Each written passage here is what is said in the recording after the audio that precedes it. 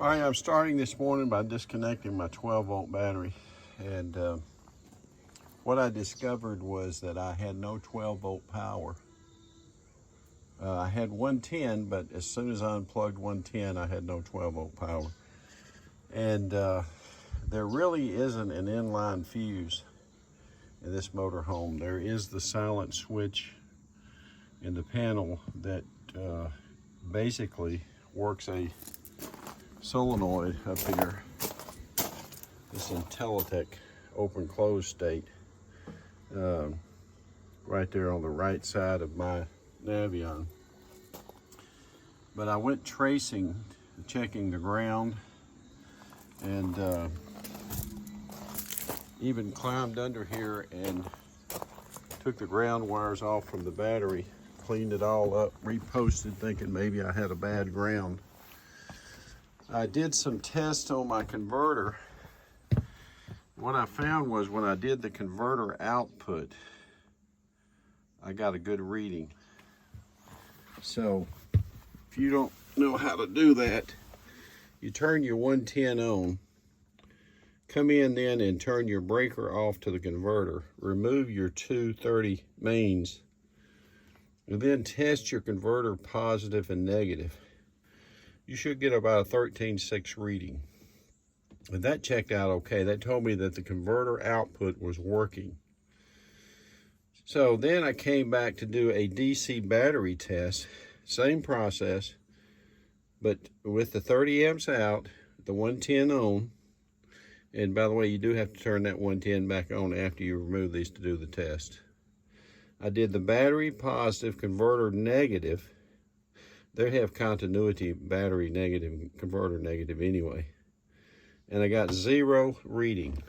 So that told me I had a problem with the battery and the converter and that connection.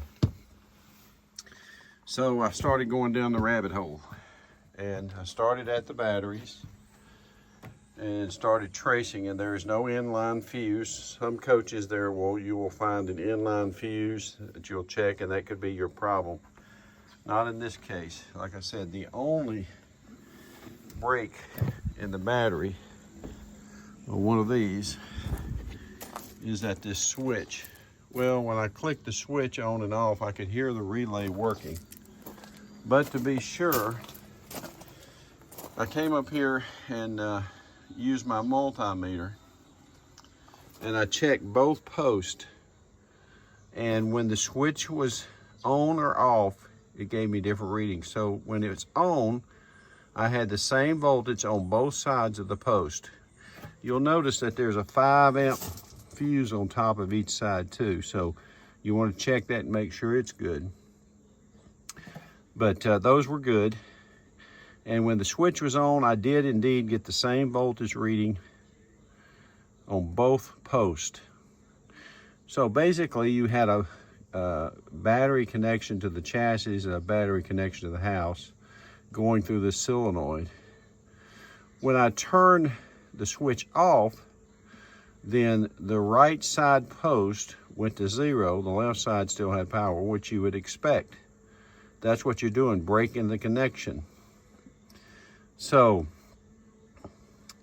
that was not my problem.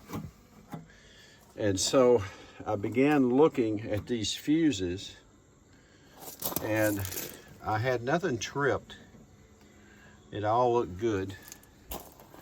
But I could not figure out why I was not getting 12-volt power to this motorhome. When I plugged in 110, everything worked great. When I unplugged 110, I had no 12-volt power. And now, confirming that this was working, which is the only break, the rest of it was nothing but wire, except for these fuses. But I had no breakers out. So I began looking a little closer. And here's what I discovered. I think it's my problem. Right here on the battery mode switch and the coach breaker panel, there is a bus bar that connects those two. And you're looking at it upside down. but there's a bus bar that joins them two, and I could see that bus bar was sticking out. Let me see if I can point it to you. And as I looked closer, I realized it had broken off of this coach breaker panel. And in doing so, I believe it has taken a section and caused some damage here. So I'm thinking that that's my problem, because here is a 12-volt source coming here into that coach breaker panel. And so what I'm going to do today is I'm going to remove these two and see about removing them and replacing or patching or repairing. I'm going to have to look when I get it out, and I'm going to see if that is not my problem. Now, this trombetta I replaced with a Cole Hershey, but just to be sure, I tested them both yesterday. Could not find any problems, and I don't think it's related anyway. But as a precaution, I did check it.